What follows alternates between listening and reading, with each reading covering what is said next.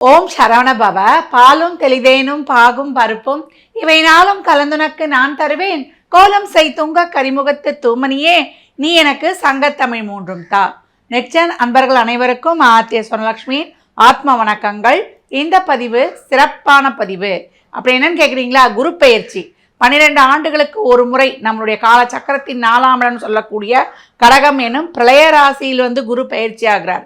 ஏன்னா இந்த ஒரு வருடம் பார்த்தீங்கன்னா இந்த பராப வருடத்தில் மிதுனத்திலிருந்து கடகத்திற்கும் கடகத்திலிருந்து சிம்மத்துக்கும் அதிசாரத்தில் அக்டோபர்லேருந்து ஜனவரி வரைக்கும் இருப்பார், ஒரு 3 மாத காலம்.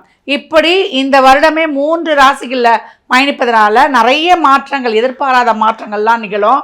அப்படியாப்பட்ட இந்த சிறப்பான குரு பெயர்ச்சி, குறிஞ்சிப்பூ எப்படி 12 ஆண்டுகளுக்கு ஒரு முறை பூக்குமோ அதே போல கடகத்தில் குரு பகவான் பெயர்ச்சியாவது உச்சநிலை. அவருக்கு ரொம்ப பிடித்தமான வீடம், பிடிச்சமான இடத்துல நம்ம ரொம்ப ஹாப்பியாக இருப்போம். அந்த மாதிரி அவர் கடகத்தில் உச்ச பலம் பெற்று அவர் சிறப்பான பலன்களை 12 ராசிக்கும் அளிக்கவிருக்கிறார்.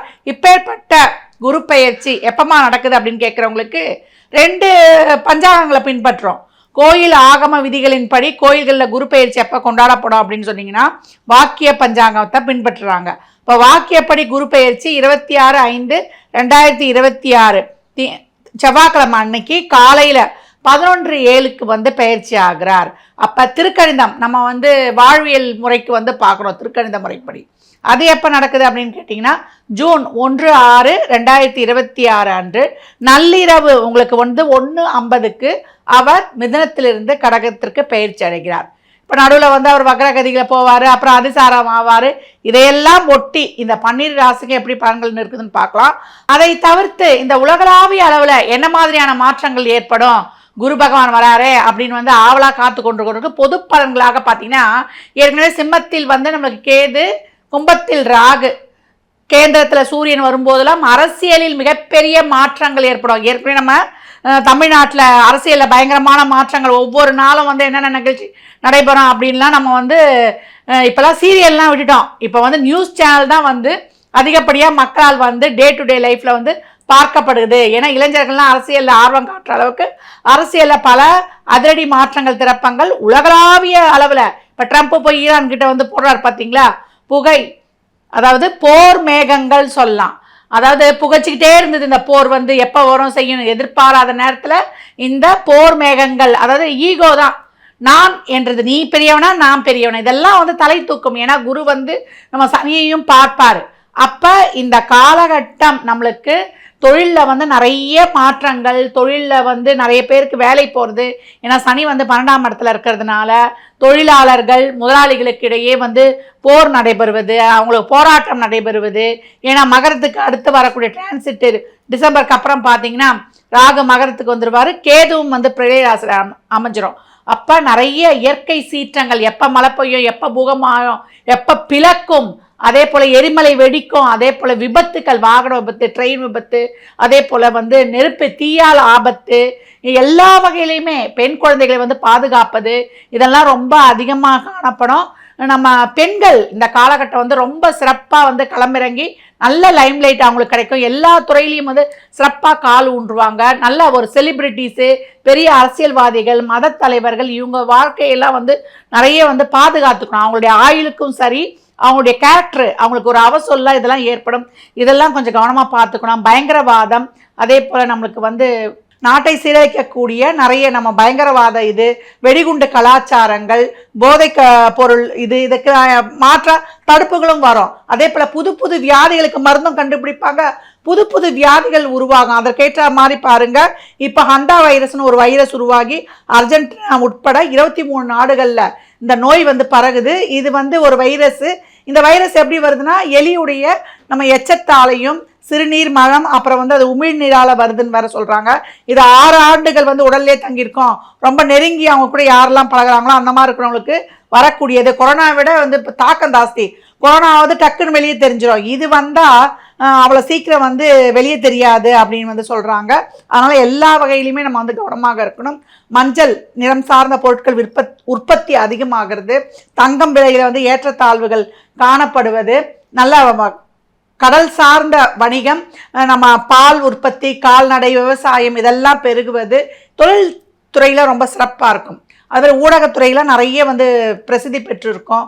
இந்த ஆண்டு வந்து ஏற்றத்தாழ்வுகள் நிறைய இருக்கும். பொதுமக்களுக்கு நிறைய ஒரு விரக்தி என அரசும் பொதுமக்களுக்கும் அதே போல் மத தலைவர்கள், ஆன்மீக தலைவர்கள் இவங்கெல்லாம் வந்து சண்டை போட்டுக்கிறது, அரசியல்வாதிகளுக்குள்ளேயே சண்டை போட்டுக்கிறது, பொதுமக்கள் வந்து போர்க்குடி தூக்குவது, இப்படி நிறைய இக்கட்டான சூழல்கள் எல்லாம் நம்ம எதிர்கொள்ள வேண்டியது இருக்குது. இந்த காலகட்டம் வந்து கருப்பு நிற ஆடுகளை வாங்கி கொடுக்கும்பொழுது உங்களுக்கு இருக்கக்கூடிய அந்த பலவிதமான சிரமங்கள் வந்து நீங்கும். விவசாயிகளுக்கு உதவி பண்ணும் பொழுதும் உங்கள் வாழ்க்கையில் வந்து ரொம்ப சிறப்பான ஒரு இந்த தடங்கல்கள்லாம் நீங்கும். ஏன்னா நிறைய ஏற்றத்தாழ்வுகள் காணப்பட்டாலும் இதெல்லாம் உங்கள் சுய ஜாதகத்தில் எப்படி இருக்கோ அதற்கேற்றாற் போல பலன்கள் மாறுபட போகுது.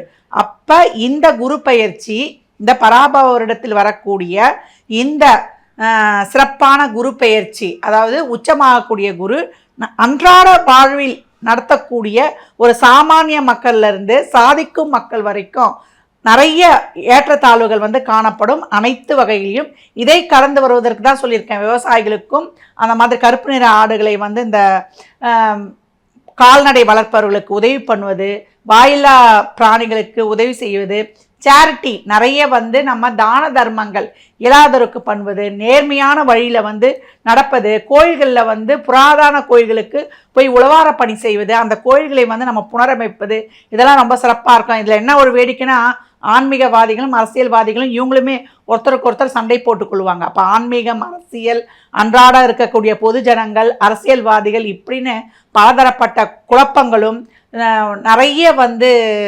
சீர்திருத்தங்களும் ஏற்படும், சீர்கேடுகளும் ஏற்படும். இதுகளுக்குள்ளேயே நம்ம வந்து உழன்று நம்ம வந்து வெளிவரக்கூடிய ஒரு இக்கட்டான சூழல். இதை கடந்து வருவதற்கு தான் நம்ம எளிமையான வழிபாடுகள், நம்ம வந்து பரிகாரங்கள்லாம் பின்பற்றி நம் வாழ்வை வளமாக்கி கொள்ளலாம். விருச்சிக ராசி, விருச்சிக லக்னத்திற்கான பலன்களை காணவிருக்கிறோம். இந்த குரு பயிற்சி எப்படிப்பட்ட பலன்களை அளிக்க இருக்குன்னு பார்க்கும்பொழுது, பாக்கிய குரு உங்களுக்கு பாக்கியங்களை வந்து நிறைய வழங்க வந்திருக்கிறார். உச்ச பலத்தில் அமைகிறார். ஏன்னா உங்களை பொறுத்த வரைக்கும் பூரண சுபர் குரு அப்படின்னு வந்து சொல்லலாம். 2-5க்கு உடையவர். நிறைய கஷ்டப்பட்டுருச்சு விருச்சகம். அது பட்ட கஷ்டத்துக்கு வந்து அளவே கிடையாது அப்படின்னு சொல்லலாம். இப்போ விருச்சகத்துக்கு ஒரே ஒரு வரி தான் எனக்கு ஞாபகம் வருது.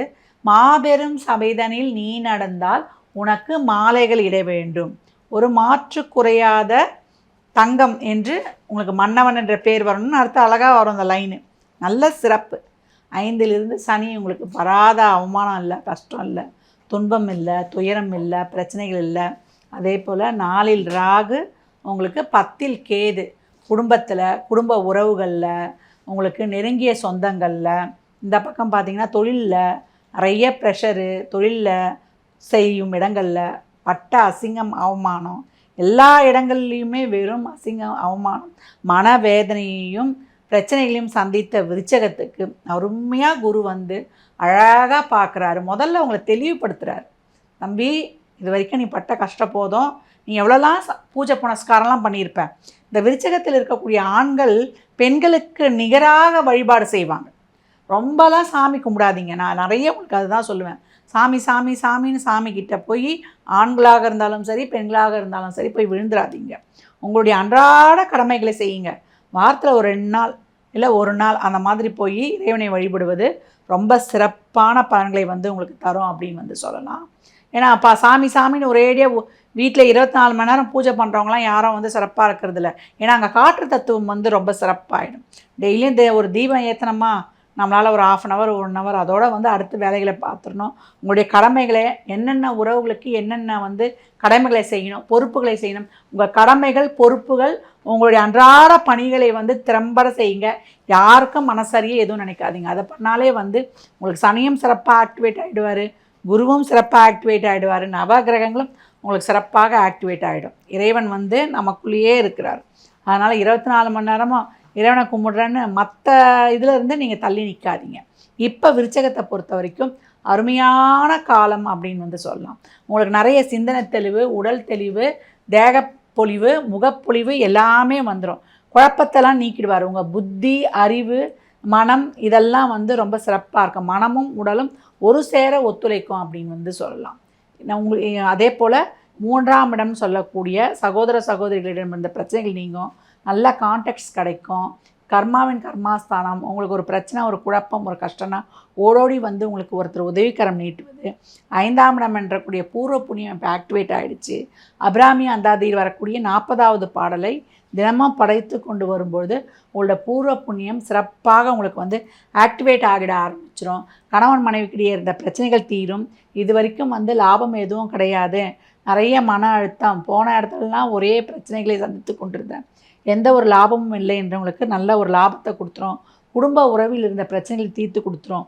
குடும்பத்தில் தான் பிரச்சனை, வீட்டில் என்ன ஒரு மனுஷனாக கூட மதிக்க மாட்டுறாங்க அப்படின்றவங்களுக்கு ரொம்ப சிறப்பாக கொடுத்துரும். உங்களுடைய சொல்வாக்கு செல்வாக்கு இதெல்லாம் வந்து டெவலப் ஆகும்.